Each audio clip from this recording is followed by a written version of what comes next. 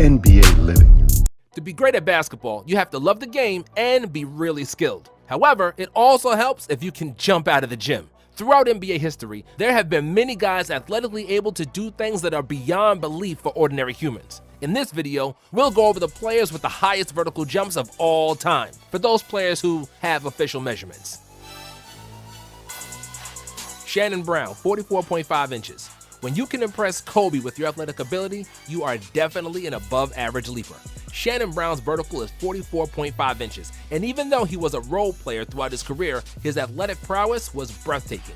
Brown won 2 titles with the Lakers in 2009 and 2010, where he played the best basketball of his career. He also appeared in the 2010 dunk contest, but surprisingly couldn't get past the first round.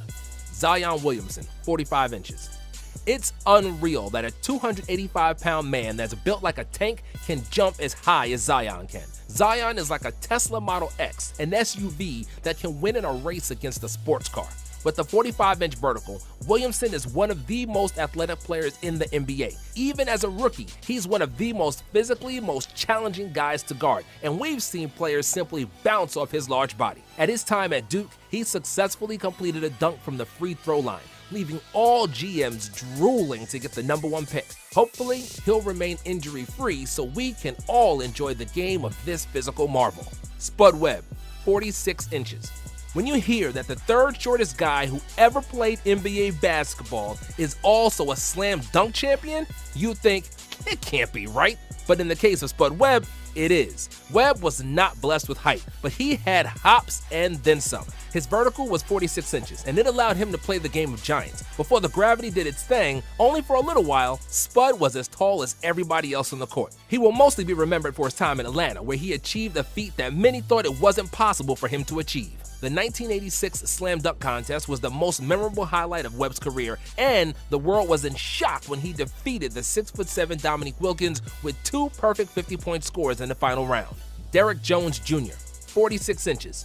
In a somewhat controversial fashion, Derrick Jones won the 2020 Slam Dunk Contest. Dwayne Wade has been a great playmaker his entire career, and it's fair to say that we can add one more assist to his total tally. Nevertheless, even though Aaron Gordon deserved to win, so did Derrick Jones. His dunks were just as impressive, propelled by a 46-inch vertical leap. When Jones Jr. elevates, it really feels like he is gliding through the air. And it's not just for the show, as he is probably the best in-game dunker in the NBA today. He's not the most important guy for the Miami Heat, averaging 9 points per game, but he's certainly the most dazzling. Zach LaVine, 46 inches. While many of today's NBA players can dunk, not everybody can really fly like LaVine. When the photo of your slam dunks looks fake because it seems impossible that you could actually dunk from that far, then you know you got hops. Zach LaVine is a proud owner of a 46-inch vertical jump and is widely regarded as one of the most athletic players of the new NBA generation. Zach won 2 slam dunk contests in 2015 and 16, and his dunk duel against Aaron Gordon was arguably the best slam dunk contest of all time.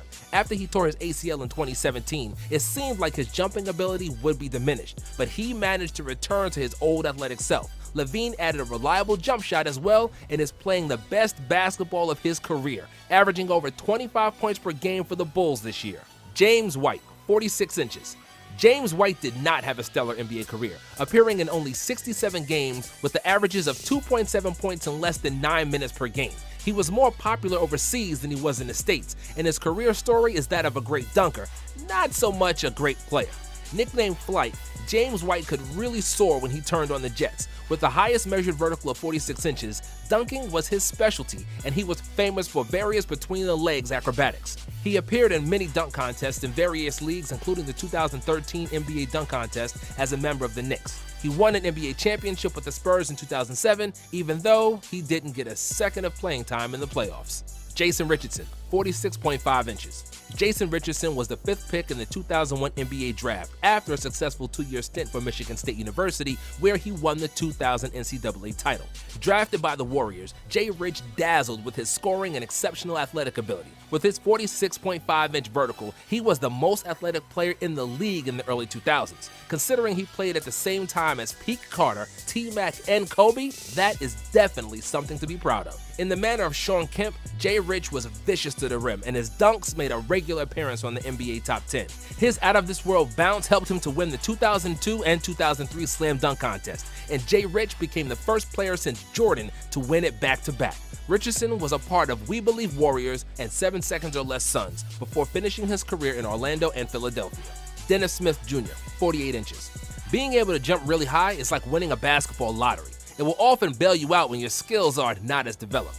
That can be a gift and a curse, as some players can rely on their athleticism too much and don't perfect other parts of their game.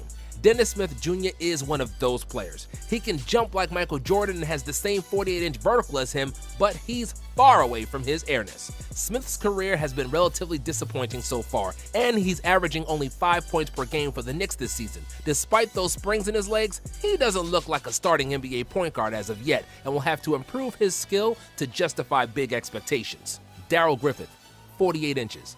When we think about the NBA high flyers of the 80s, the first associations are Jordan, Dominique, and Dr. J. With the 48-inch vertical, Darrell Griffith's jumping ability was up to par or better than those players, even though his legacy is somewhat forgotten compared to them. Griffith was the best player for the University of Louisville that won the NCAA title in 1980. He won the Most Outstanding Player of the Final Four and the John Wooden Player of the Year award. Utah Jazz selected him with the second pick in the NBA draft, and Griffith was Rookie of the Year in 1981. His acrobatic jumping ability earned him the nickname Dr. Dunkenstein, and together with Adrian Dantley, Griffith made one of the best scoring duos in the first half of the 80s. Apart from being a 20-point scorer and a great dunker, Griffith also led the league in three-point shooting for 2 years. However, 2 severe foot and knee injuries clipped his wings, and he wasn't Dr. Dunkenstein no more. His production declined, and Griffith was forced to retire at age 32. He played in Utah his entire career, and his number is retired by the team. Michael Jordan, 48 inches. Michael Jordan was destined to be great at basketball. He had a perfect body for the sport, and his 48-inch vertical and huge hands set him apart from everybody else.